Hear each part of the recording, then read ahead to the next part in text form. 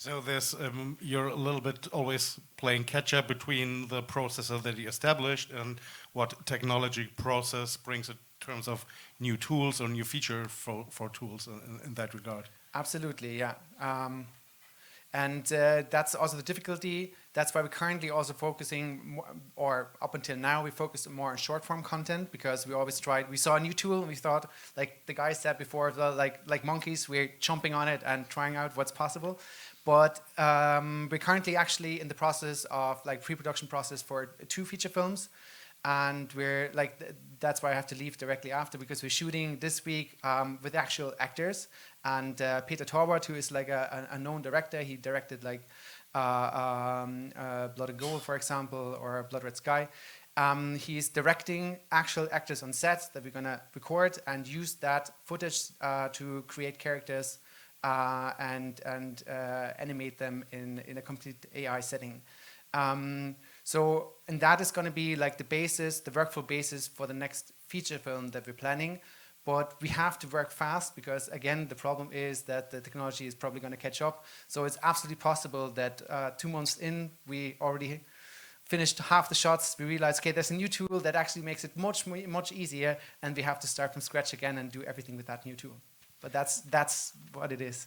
I would love to come back to this in a little bit, but this is something that for you from the writing perspective, that's not so much of a problem. There's like trying to have to catch up with a plethora of new tools coming out, but theoretically you could focus on the one that works for you and maybe at a different part of the, maybe in the ideation, maybe in the structuring part, maybe in the writing part. Or is this a similar catch-up game with technology? No, it's not so quick, I would say, because we only have this one layer text. And this is much more complex in film, of course, because you have audio and visuals. But I observe like the problems are pretty similar as well. Like this, the same thing that happens in film when you have these uncanny faces also happens in text, because it feels like there's this uncanny voice that is talking to you, especially in dialogues, where it feels like kind of shallow and like people always tend to call it soulless, which I think is pretty interesting. Like the word, it has no soul. And also inconsistency is a big problem. And it's the same with writing tools. Even the companies that are telling you, we solved the problem, we are doing experiments, and then are realizing, okay, we are writing a novel about a person whose mother has died, and I don't know, in one chapter she calls her mother, and then they're talking on the phone, and so it doesn't make really sense. It's not a problem for the large language model, because it is a correct sentence, but it doesn't make any sense in our world. So I think the problems are pretty similar.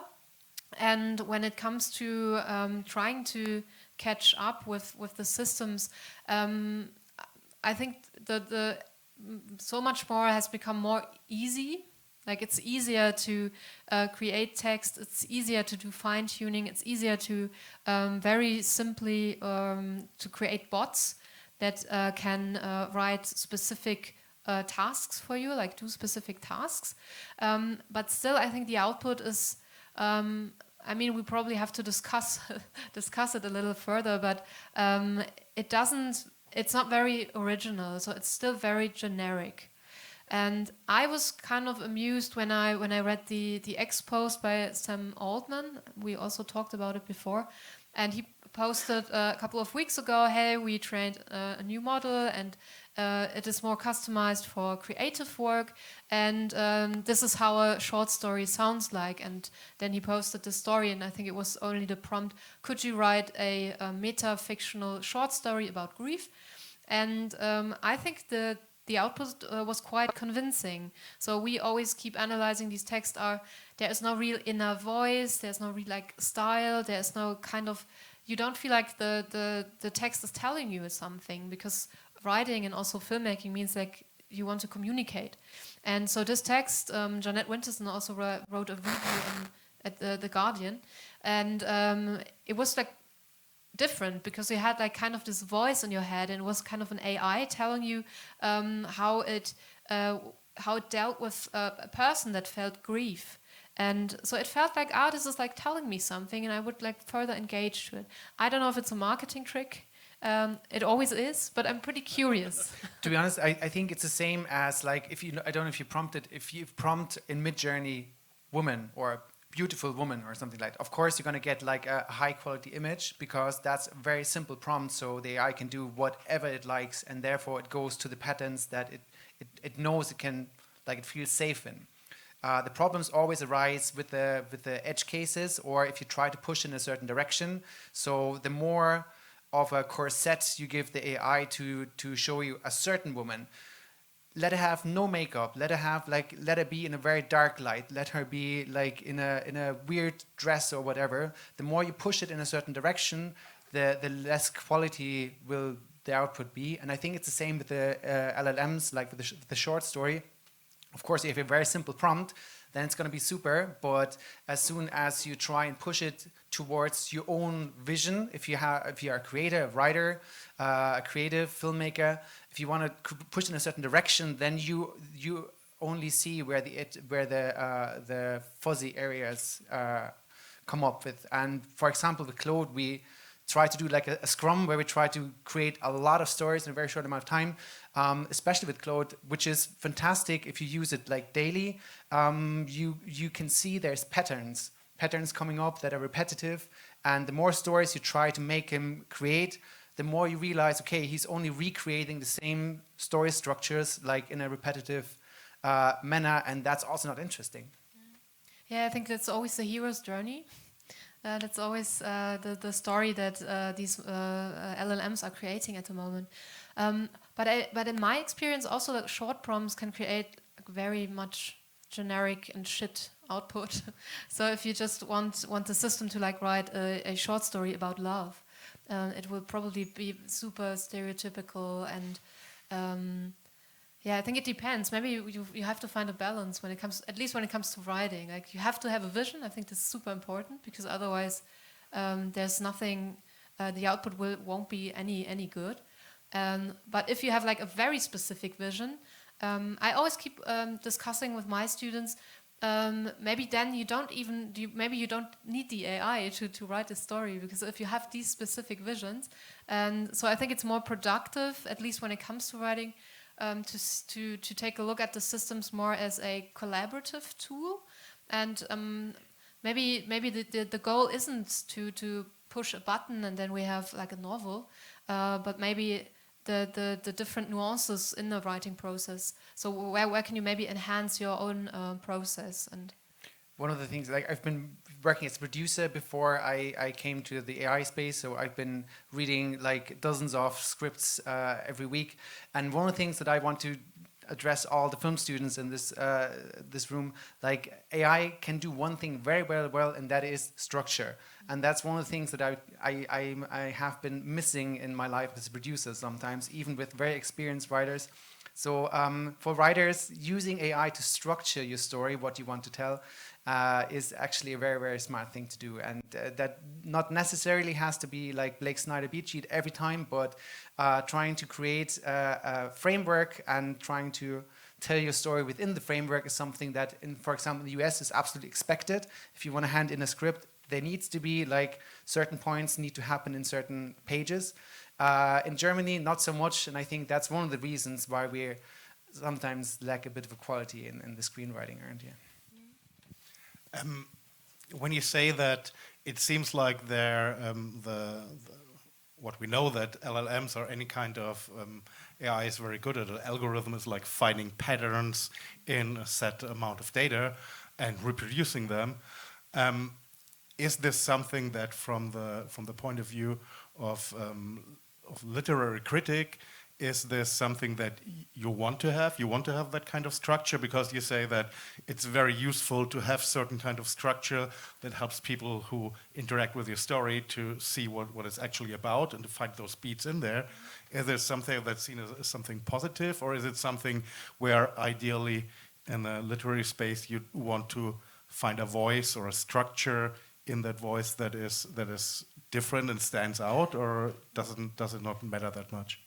Oh, it totally depends. It also depends which genre you are writing, what kind of literature you would like to read and produce.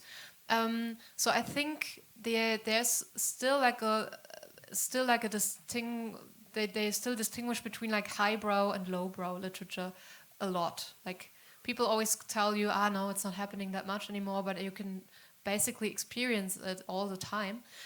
So if you ask someone who was, I don't know, trying to write a experimental autobiographical novel that doesn't follow any pattern. I mean, you could still use AI and try to destroy the pattern. You know, you could still use it to do that.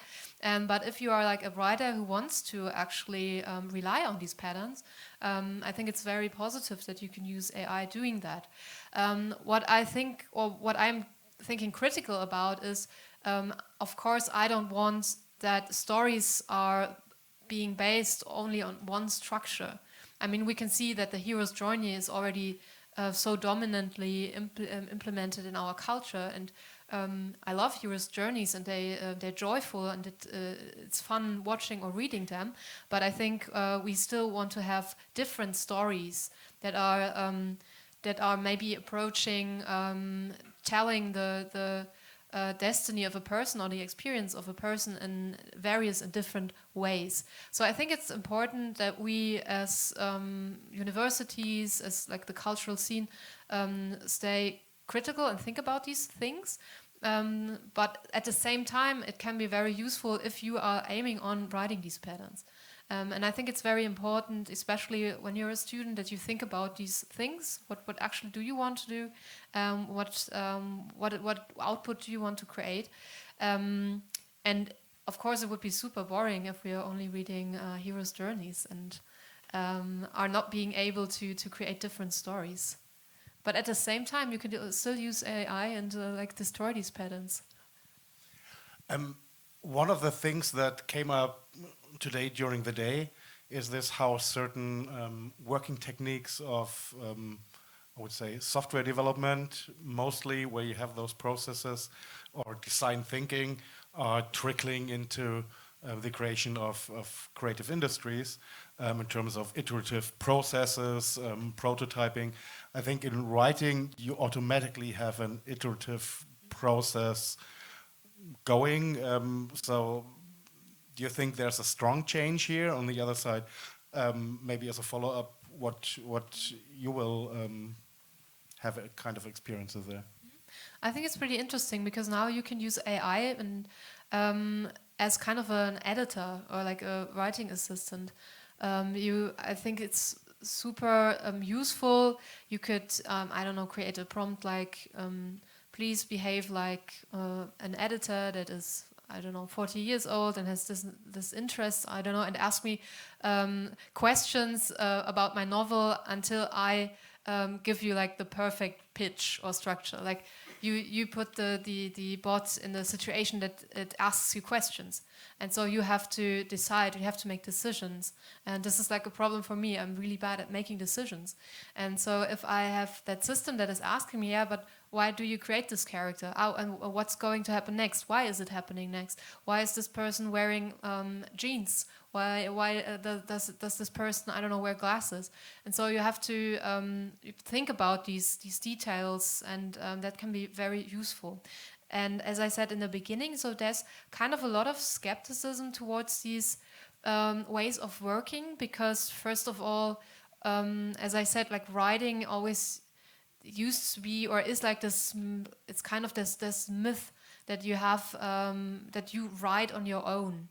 And it's kind of cheating if you are using different systems or a story machine or whatever. And I think this is changing. And at the same time, we have to think about stuff like copyright. Where is the data coming from, and who gets paid for the work that has been done, and also the training data. And I think this is super important as well.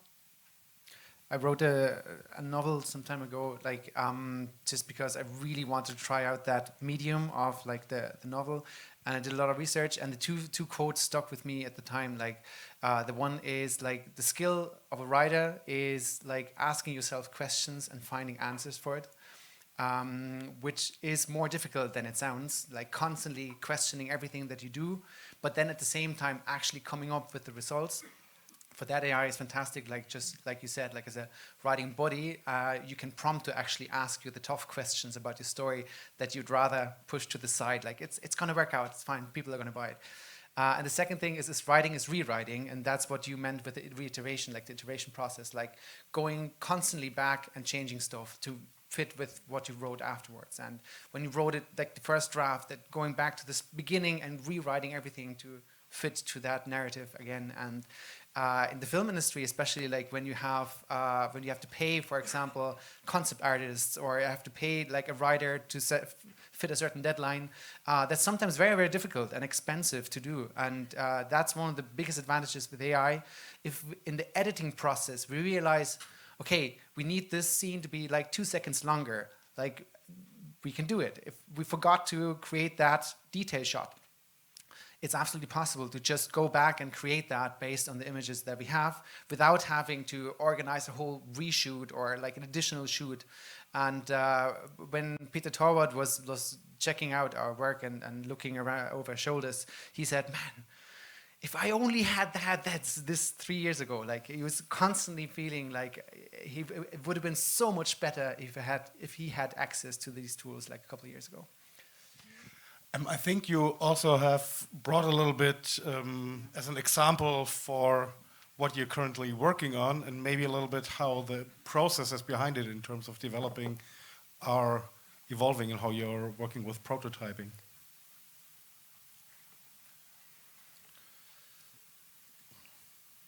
Should I? Oh, that's it. Oh, yeah. Just generally, when there's two different approaches currently to create cinematic content. The one option is going text to image to video, and the other option is going directly text to video. So theoretically, it would be easy to say, okay, if I can do text to video, that would be the smartest thing to do. Why put the image in between? And the answer is control. Like you want to have as much control as possible over the output. And we've been talking a bit about consistency, consistent characters, consistent spaces, and try and create a scene that works. And sometimes you have to not only create the images with AI, but also Photoshop every single image to fit your narrative. So those are two different workflows, and depending on the scene and the shot, they are very, very valid. Both are very valid. But the way that we usually approach, like currently, a project would be that we start out with an idea and very quickly try and come to a certain script. At least in this process, that's how we did. So we use all the tools mentioned, but there's no doubt we have to do a lot of hands-on work as well. So there's a lot of hard writing, if you want to call it like that, because in the end, the script might be okay that you get, but it will never fit your actual vision. But the cool thing is, from there, you can actually go very quickly to create a whole world, like create a universe. That's one of the most fun parts when you're trying to come up with a certain world that fits your narrative, its color scheme, like your characters, the visuals, all of that can be done. And when you have the look, you can actually, and that's something that we do and we feel like actually makes a lot of sense, create some form of audio book or audio story. So with the help of AI tools, you can actually read out your script, and with the help of, for example, 11 Labs, create a whole thing that's by itself. Why won't you work, damn it? It's my colleague Albert. Previously on the Indigo Machine. It's your dad. I'm sorry. They killed him? That's the weird thing. He was already dead. So he spoke literally every single character, and we transferred the voices. So in the end, obviously, this has to be re-spoken by a professional voice actor, but to create like a story and see if it actually works, that's absolutely fine. And in this case, what we did, it's called Previously On. That's a concept that we came up with, and we're going to see like one result of it, where we try to create basically a flashback or like a previously on for a series that wasn't actually shot, which is, we thought, kind of a fun concept. After the audio version of the script, we go to create the shots, and there's lots and lots of different ways to do that. In the end, there's almost always some form of Photoshop involved, but if you have tried out the new ChatGPT 4.0, there's also fantastic ways to create imagery that you can then put into a video model. Also here, there's a million different ways to do that, but my personal opinion, Kling 1.6 and Google Veo 2 are still the best ones on the market. Each have their pros and cons, so there are certain things that one can do and the other can't do, but generally Kling and Google Veo are really, really good. And then quickly just here, one of the results of previously on from my friend and colleague Sebastian Ungrad. Previously on Echoes of the Abyss. So, what do we get? Seems like the body's been in the war for quite a long time. Years, maybe decades. Several items, patches of cloth, and that all cheap. Seems custom made. The markings? Never seen anything like them before. Oh, the victim was up on the shore, get buried that deep. Probably during a period of high tide? You ask for my expertise in tidal pattern data around the docks? On the 15th of next month, we'll stop our fishing routes and shut down business. Each of you will receive a large severance payment. We also found traces of limestone on the garments. In this region, it's either found in the quarry or deep in the ancient caves.